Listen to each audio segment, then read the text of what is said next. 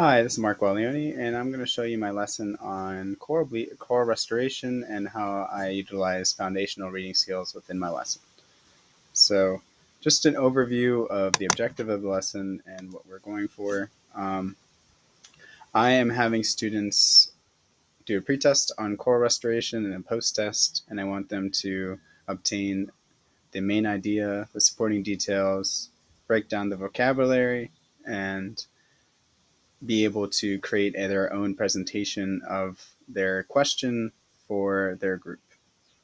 And the content they'll be reading is a transcript of a video that I had from a podcast. So I broke this podcast into 5 groups. Each group will get about 2 to 3 minutes of the podcast. They will read their part. And so, for example, group one, I gave them have 3 students. They're going to read this part, and they're going to break down the content and then be able to discuss it, think, pair, share, and then create a presentation on their topic. I was thinking with the 5 different videos we'll put one video together and we'll make it a more engaging, exciting video on coral bleaching and restoration with 3D printing other than experts explaining it. So, the skills I really want to focus on for foundational skills were fluency, especially since I teach the middle school.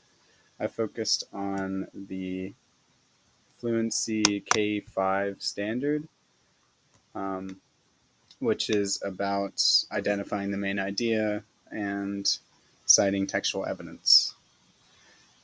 And something I also wanted to work on is BDAs, which is before, during, and after reading. So pre-reading, activating prior knowledge, explaining the purpose of the reading during the reading, prompting students, having them discuss with their partners, and I use a Freyer model for vocabulary.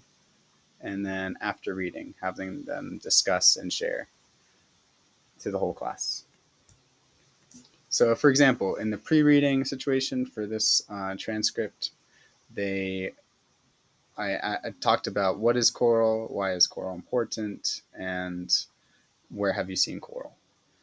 And then we talked about what is coral bleaching, and we just got a quick definition for our class. And then I said there are ways to restore coral. We can fix this with technology. So right now you're going to read a summary of this podcast, and I want you to, before reading it, look for any words that are unfamiliar to you. And so as they do that, they also have a word bank with them that lets them know any words that I thought were a little hard for them to understand, and that way they can read it with their word bank. So here we go. I made it quite small, but in their terms, they would have it with much bigger words, and they have their own word bank. After this, they complete a Freyer model. I actually found a really good way to present a Freyer model was on Canva. And so this is actually a pretty cool tool. You can create graphic organizers on Canva and then print them as a PDF. And what I had my students do was, you can do all kinds of these graphic organizers, but I had them create and make a Freyer model based on, if I can find it, here we go.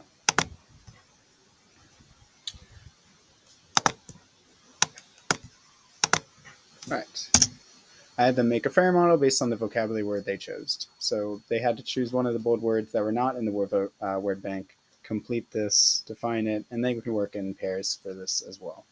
I found this really helpful because they talked about content, they discussed with their peers what synonyms were. I found the synonyms really helpful. I found their own words very helpful. And then the drawing the picture was really helpful because it's nice to have some engagement factor to it. For example, if they do ecosystem, they can draw all the parts of an ecosystem within that one picture. And to make this even simpler, I also created roles. So there's 3 roles. There's a presenter who's going to present the information. There's a graphic designer, cameraman, who's going to draw the pictures, and then there's a recorder but I wanted everyone to individually read it, just to practice that. All right.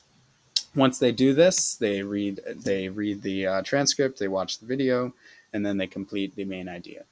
And I had them choose subtopics based on their main question. So, for example, if this question was how do you 3D print coral, how do you 3D print coral would be their main topic. They write one sentence, and then subtopics will be the two different ways to print, and then finally a coral bleaching and why we are restoring coral.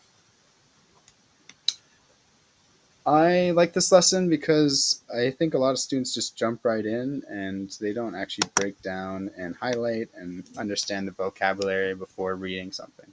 So just breaking it down with a peer and working with the vocabulary, especially the academic vocabulary, was really helpful. And I can also support my science teachers in their content vocabulary as well. So thank you. I hope you enjoyed it. Thank you.